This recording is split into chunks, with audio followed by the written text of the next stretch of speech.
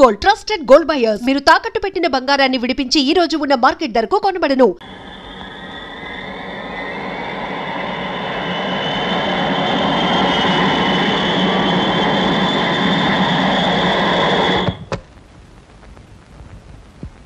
Sir ఏమిటయ్యా?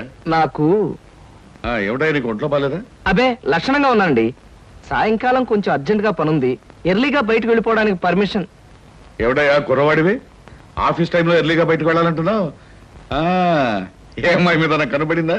అబే కన్ను పడలేదు కాలు పడలేదు సార్.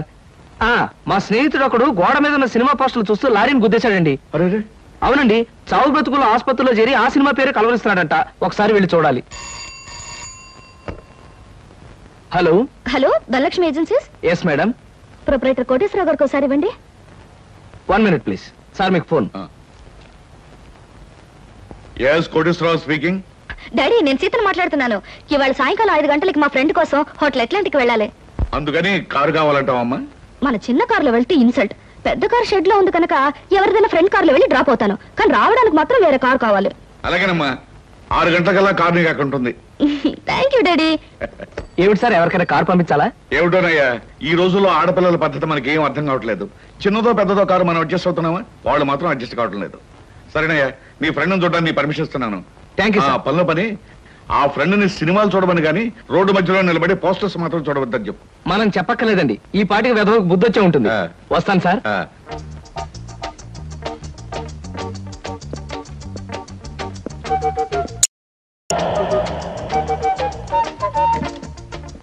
Driver, car తీసుకెళ్ళిపో. లేకపోతే థ్యాంక్స్ చెప్పు.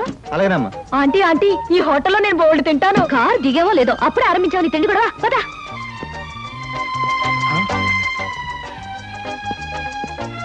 Hello Sita, welcome welcome. నీకోసం 10 నిమిషాల నుంచి వెయిట్ చేస్తున్నాను. ఇదే లండన్ లో అయితే నిమిషానికి 100 పౌండ్లు విలువ ఉంది. అంటే 1000 పౌండ్లు వేస్ట్ చేసామన్నమాట. మందంతా ఫారెన్ పంక్చువాలిటీ. ఐఎమ్ సారీ, సమయానికి మా కారు లేకపోవడం వల్ల మా ఫ్రెండ్ కారులో రావాల్సి వచ్చింది. నాతో పాటు నా ఫ్రెండ్ తమ్ముడు బుజ్జి వస్తానంటే తీసుకొచ్చాను. అబ్బాయి అమ్మాయి ముచ్చటగా కలుసుకునేటప్పుడు మధ్యలో ఈ బుజ్జీలు బజ్జీలు ఎందుకండి? వస్తానంటే రావద్దనటం బాగుండదని తీసుకొచ్చాను. కమాన్ కమాన్.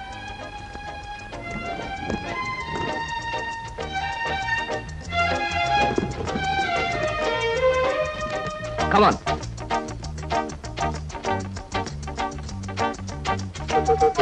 సాధారణంగా ఇలాంటి చిన్న చిన్న రెస్టారెంట్స్ రాను నేను. కాకపోతే ఇది మా చిన్ననాటి స్నేహితుడిది, వాడు ఫీల్ అవుతాడు రాకపోతే.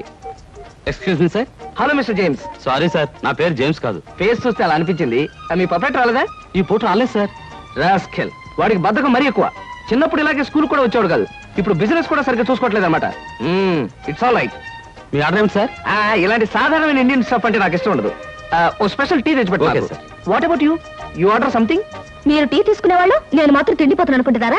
నాకేం అక్కర్లేదు, టీ ఆర్డర్ చేయండి. అమ్మయ్యా, బ్రతికానరా దేవుడా. అసలే డబ్బులు తక్కువగా ఉన్నాయనుకుంటున్నాను. నీకేం కావాలి బుజ్జి? చిన్నపిల్లలు ఏం తింటారు, అతను కూడా టీ చూద్దాం. 3 టీ. నో అంకుల్, నేను బాగా తింటాను. హోటల్లో కనపడిందల్లా తింటే ఆరోగ్యం పాడైపోతుంది. పాడైతే డాక్టర్లు ఉన్నారుగా, నేను తినడం తింటాను. ఫోన్లేండి, తనకేం కావాలో ఆర్డర్ చేయండి. ఓకే, ఆర్డర్ చేయ బుజ్జి. Chicken fry, mutton fry, tandoori chicken, సరే, చైనీస్ నూడిల్స్, ఇంకా జింజర్ ప్రాన్స్, ఇంకా చికెన్ రోస్ట్, ఇంకా అన్ని తింటా. ఊరికే తమాషా కట్టున్నాడు. తమాషా కాదండి, వీళ్ళింట్లో ఇతనే కొద్దిగా heavy weight. What man sir, అవన్నీ మీ హోటల్లో లేవనుకుంటాను. ఉన్నాయి సార్, అన్నీ ఉన్నాయి సార్. ఇంకా ఏం కావాలి బాబు? మీ హోటల్లో ఉన్నవన్నీ వాడికే పెడితే మిగతా కస్టమర్స్ అందరికి ఏం చేస్తావు? చెప్పిన మట్టు పట్టరా వీళ్ళు. అంకుల్ అంకుల్, అన్ని తినేసి ఫుడ్డింగ్ తిని చివరిలో ఐస్ క్రీమ్ కూడా తింటా. స్పూన్లు ప్లేట్లు టేబుల్స్ తినవా? ఆరోగవు, లేకపోతే అవి కూడా తింటా. కుర్రాడు భలే జోక్ చేస్తాడు. జోకులంటే గుర్తొచ్చింది, కేకులు కూడా తింటా.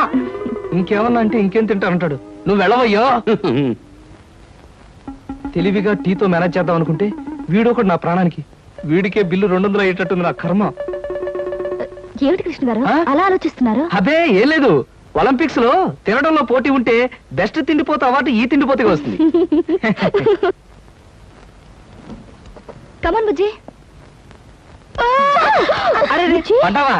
దెబ్బ తగిలిందా? అబ్బే, మనం బీచ్ కి వెళ్ళి మిరపకాయ బజ్జీలు వేరుసరికాయలు తిందామా?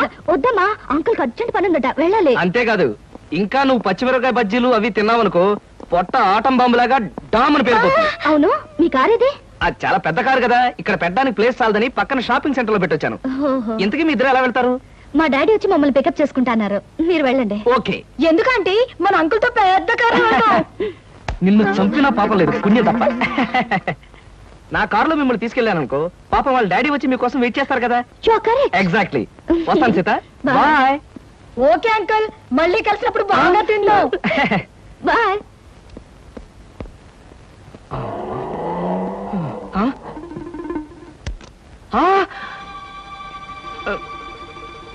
నువ్వా? ఏమిటో ఎక్కడున్నావు? మీరా సార్? నేనే కనపడ్డానా? అది సరే, మీ ఫ్రెండ్ ఎవరో ప్రమాదంలో ఉన్నాడు, హాస్పిటల్ వెళ్ళాలన్నావు. అదే సార్, అప్పుల వాళ్ళు ఇల్లు వేలం వేస్తుంటే ఆ ప్రమాదం నుంచి వాడిని రక్షించడానికి వచ్చానమాట. వస్తాను సార్. ఫ్రెండ్ ప్రమాదానికి ఇల్లు తాకట్టు పెట్టడానికి అప్పుల వాళ్ళకి ఏమిటో సంబంధం? అదే సార్, వాడే వీడు వీడే వాడు. అప్పుల బాధ తట్టుకోలేక హార్ట్ అటాక్ వస్తేను హాస్పిటల్లో జాయిన్ చేశాను సార్, అందుకని చూడడానికి వచ్చానమాట. వస్తాను.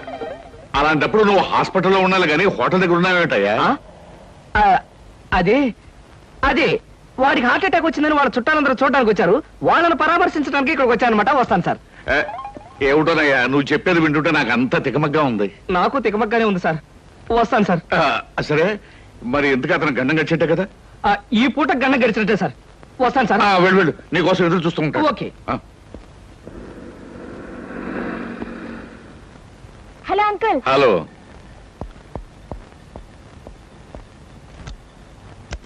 ఏమిటమ్మా లేట్ గా వచ్చానా? నో డాడీ, కరెక్ట్ టైంకి వచ్చా. డ్రైవర్ పని.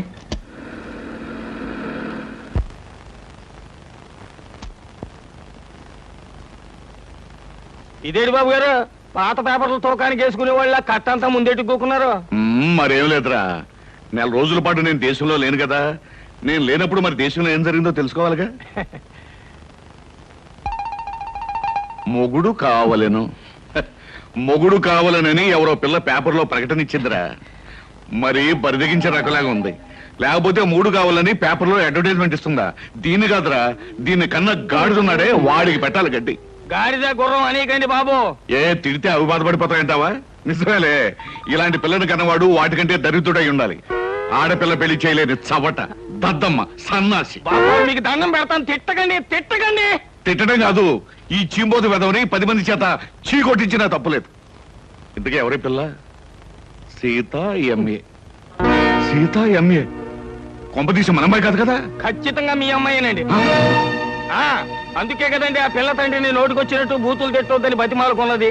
ఇప్పుడు మీరే కదా దరిద్రుడు చండాలుడు. ఇంకోటి ఏంటండి, భలే తమాషాగా ఉంది అదే. నోర్మై, నీకు తమాషాగానే ఉంటుందిరా. అమ్మాయి చేసిన పరువు తక్కువ పనికి నా గుండె మండుకుపోతుంటాను. అమ్మాయి సీత, సీత. ఏమిటండి, ఏమైంది? ఏమైందా? నీ కారణంగా నా పరువు బజార్న పడిందే. ఏమిటే ఈ ముదరష్టమైన అడ్వర్టైజ్మెంట్? మూడు కావాలని ఇంటర్వ్యూ పెట్టావా? ఇంటర్వ్యూ పెట్టడం అయింది, నాకు నచ్చిన వాడిని సెలెక్ట్ చేసుకోవడం కూడా అయ్యింది. ఏమిటి, నీ కాబోయేవాడిని నువ్వు సెలెక్ట్ చేసుకున్నావా? మీ అమ్మతో పాటు నేను కూడా జాయింట్ గా చచ్చాను అనుకున్నావా? డాడీ, పెళ్లి పేరుతో పెద్దవాళ్ళకి ట్రబుల్ ఇవ్వడం పాత పద్ధతి, నచ్చిన వాడిని పెళ్లి చేసుకోవడం కొత్త పద్ధతి. మీరేం వరి అవ్వకండి, మీకు మహారాజు లాంటి అల్లుని తీసుకొస్తాగా. బాయ్. శివాచలం, ఏమిట్రా ఇది? కలికాలం అండి, కలికాలం. మీరు ఎక్కువగా ఆవేశపడకండి బాబు, గుండె నొప్పి వస్తుంది. బ్యూటిఫుల్. ఏమిటి? అదే మీ ఇల్లు. జోక్ చేయకండి, మీ ఇంటితో కంపేర్ చేస్తే ఇది అవుట్ హౌస్ లా అనిపిస్తుంది. దాన్నే ఉంది సీత, మనం హౌసులు చూసి ప్రేమించుకునే వాళ్ళం కాదుగా, హార్ట్లు చూసి ప్రేమించుకునే వాళ్ళం.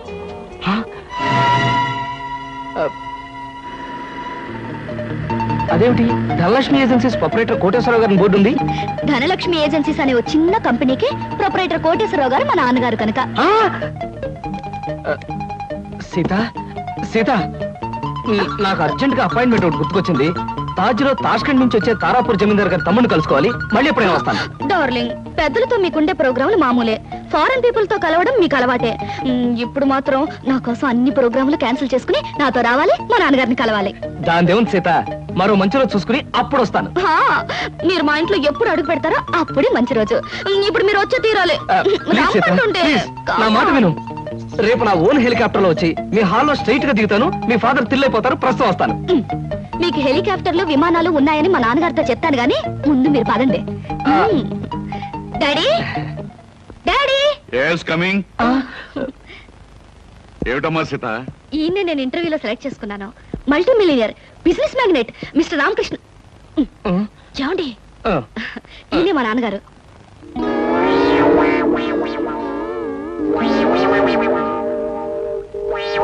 వీడు నాకు తెలుసమ్మా. ఎరా నువ్వు మల్టీ మిలియనీర్వా? రాస్కెల్, ప్రపంచమంతా విమానాల్లో తిరిగే బిజినెస్ మ్యాగ్నెటురా? అబ్బే లేదండి, స్కూటర్ మీద రోడ్లన్నీ తిరిగే మీ కంపెనీ సేల్స్ మెన్. కృష్ణ ఏమిటి అనేది? వాడనేది కాదమ్మా, నేను చెప్పేది విను. వీడు మన ఆఫీసులో పనిచేసే బైరాగి వేధవా. అబద్ధాల ఆఫీసులోనే కాక ఆడపిల్లల దగ్గర కూడా చెప్పే పరమ రోగని ఇప్పుడే తెలిసింది. అడ్డమైన కోతలతో నిన్ను మాయ చేసి వల్ల వేసుకున్నాడు. నిప్పుకోడి వేధవా. మా డాడీ చెప్పేదంతా నిజమా? చెప్పరా చెప్పు. చెప్పమంటే కాదమ్మా, ఇలాంటి చొప్పదంటే వేధవని చెప్పుచ్చుకుంటా పర్వాలేదు, కానీ ఇప్పుడు చెప్పు తీయటం కష్టం కనుక చేతోనే కొడతాను. ఏమి డాడీ నా సెలక్షన్ చూసి ఆశ్చర్యపోతున్నావా?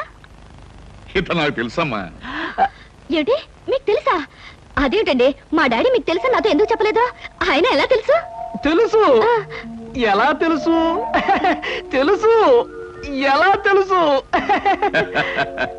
ఎన్నోసార్లు ఇతను నేను ఫ్లైట్ లో కలిశానమ్మా.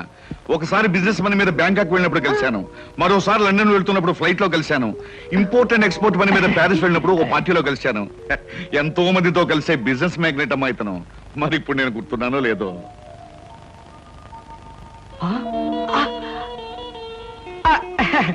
గుర్తు రాకపోవడం ఏంటి మిస్టర్ కోటేశ్వరరావు? అంటే నా పేరు కూడా గుర్తుందన్నమాట.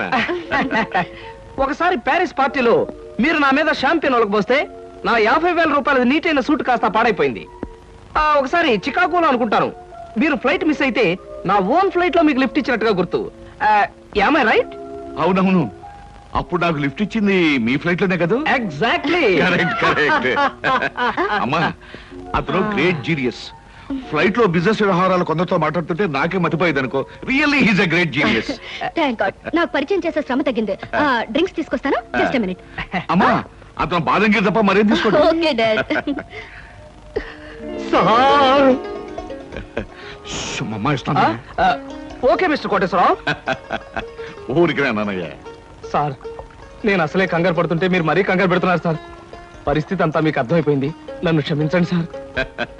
నువ్వు చేసిన పని నాకు తప్పుగా అనిపించట్లేదయ్యా. అసలు పెళ్లే చేసుకున్నని మంకు పట్టు కూర్చున్న మా అమ్మాయిని మొత్తానికి నువ్వు దారిలో పెట్టావు. నాకు అదే చాలయ్యా. అంటే నన్ను మీరు నా అల్లుడుగా చేసుకోవడానికి మనస్ఫూర్తిగా ఒప్పుకుంటున్నానయ్యా. కాకపోతే కోటు మీద షాంపెయిన్ పోసాను, చొక్కా మీద చికెన్ ముక్క వేశాను, ఇలాంటి కోతలు కొయ్యకయ్యా. పోనీ నేనే మీ మీద పోసాన్ని రివర్స్ లో కోస్తాను.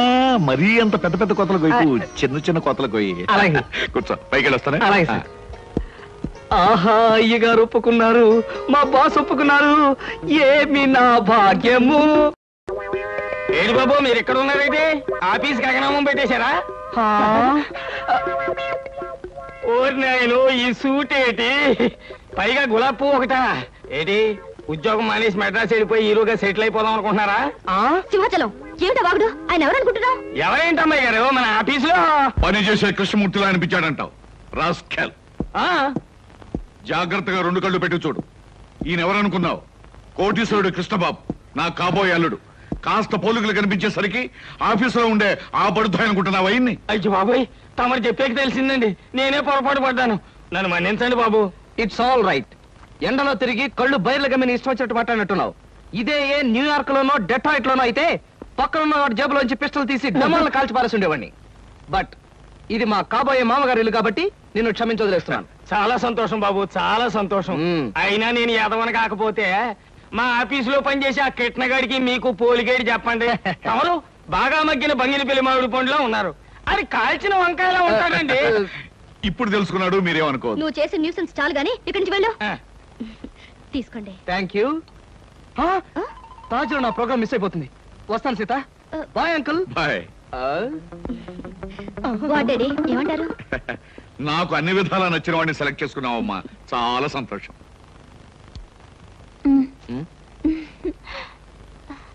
ఎందుకలా నాతో ఫైల్ ఇచ్చావుగా, వెళ్ళు. వెళ్ళిపోమంటారా? వెళ్ళకపోతే ఉద్యోగం నుంచి తీసి బయట పంపిస్తారు.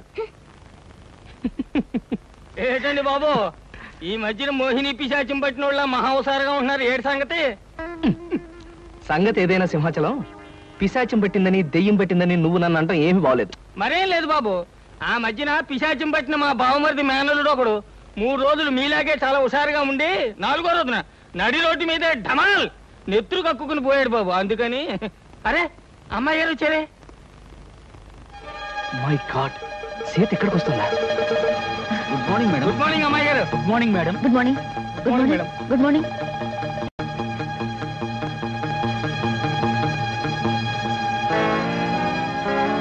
అమ్మో, సీత చూసిందంటే డేంజర్. బాత్రూమే బెటర్. డాడీ. ఏమిటమ్మా సీత ఎలా వచ్చావేంటి? అదే డాడీ, ఆ కృష్ణ గారితో మాట్లాడి పెళ్లికి ముహూర్తం పెట్టించాలి. కావాలంటే ఆయనతో వాళ్ళ ఇంటికి వెళ్ళి వాళ్ళతో మాట్లాడేద్దాం. వాళ్ళ ఇంటికి మనం వెళ్ళడం పద్ధతి కదమ్మా. నిన్ను చూసుకోవడానికి వాళ్ళ తల్లిదండ్రులు మన ఇంటికి రావడమే మర్యాద. మర్యాదలేమిటో మంచి చెడ్డలేమిటో నువ్వు చూసుకో. త్వరగా పెళ్లి విషయం సెటిల్ కాకపోతే ఆయన ఈ దేశం ఆ దేశం అని వెళుతూ నా సంగతే మర్చిపోవచ్చు. అన్నట్టు నా ఫ్రెండ్ ఇంట్లో ఇవాళ పార్టీ ఉంది, నేను వెళ్ళొస్తాను. బాయ్. బాయ్.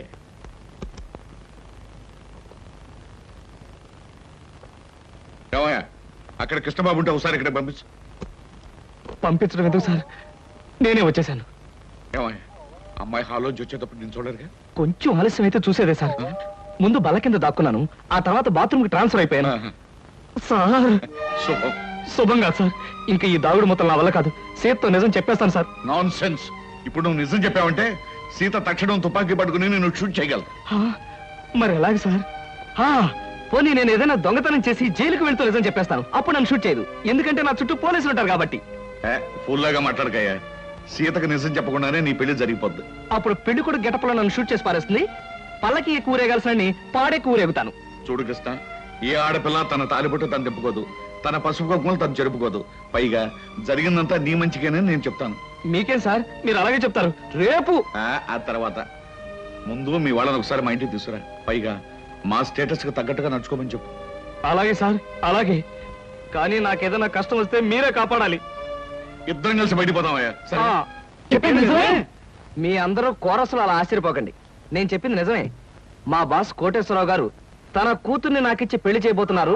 అమ్మాయిని చూడడానికి మనం అందరం అక్కడికి వెళ్ళబోతున్నాం. ఎంత శుభవార్త చెప్పారా! హిందుస్థానీ మాల్ కౌన్సి కర్ణాటక మలై మార్తరాగం కలిపినంత ఆనందంగా ఉందిరా నాకు. మన కృష్ణ అదృష్టవంతుడని నాకు ఎప్పుడో తెలుసండి. అబ్బా, అదృష్టం గురించి తర్వాత మాట్లాడదాం, ముందు బయలుదేరండి అలా. ఎక్కడికి రా అలా బొచ్చు పీకిన కోళ్ళలాగా రెచ్చిపోయి పరిగెడుతున్నాం? ముందు నేను చెప్పేది వినండి. పెళ్ళైన తర్వాత మాట ఎలా ఉన్నా ముందు మనం కొంత స్టేటస్ మెయింటైన్ చేయాలి. నేను చేస్తాను రా. ఏంటి చుట్టతోడా? ఛీ! ఆ స్టేటస్ దృష్టిలో పెట్టుకుని మీ అందరికి కొత్త బట్టలు తెచ్చా. నానా, ఈ సిల్క్ బట్టలు నీకు. నేను చెప్పలేదే, వీడికి పితృభక్తి ఎక్కువ.